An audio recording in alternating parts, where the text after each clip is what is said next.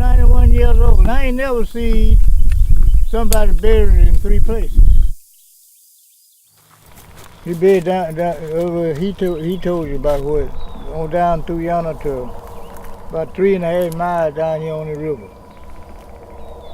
They did have a little record of that, but his girlfriend say he buried here.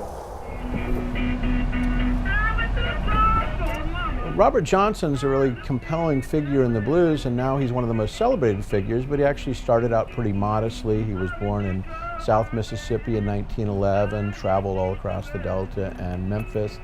And initially he wasn't a child prodigy, he wasn't that great, but he became really good in the 30s, made all these great recordings, and died very early and under these really tragic circumstances, supposedly following a poisoning here in Greenwood at the Three Forks store.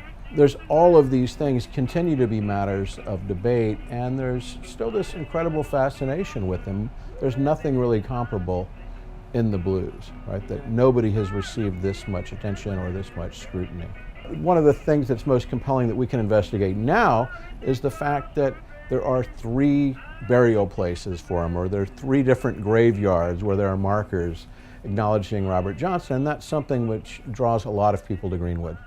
Kind of been following the blues trail down along the river, and but since we were here, we really wanted to get to the roots of the blues, and so that's why we tracked Robert Johnson here. There seemed to be pretty good consensus about it occurring. I mean, whether he died immediately, whether it was 2 weeks later, exactly where he died, whether it was on the plantation or in town.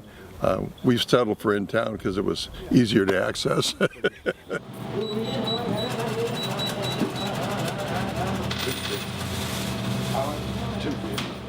This is Baptist Town. This is the oldest African American neighborhood in Greenwood.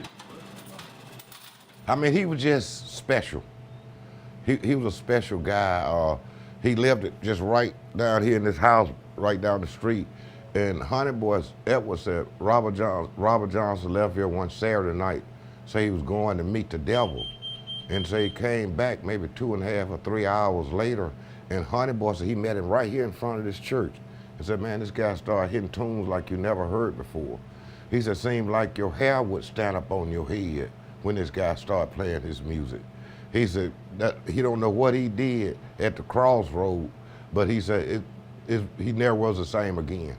And see, the reason they got it in so many different places, because these guys wasn't educated, they didn't write it down. And that's why you got 2 or so much, 3 graves, 3 forks, you know, and that's the way it worked, because they didn't write stuff down. They tell people and it get misprinted, and you know, and that's why it worked like it is.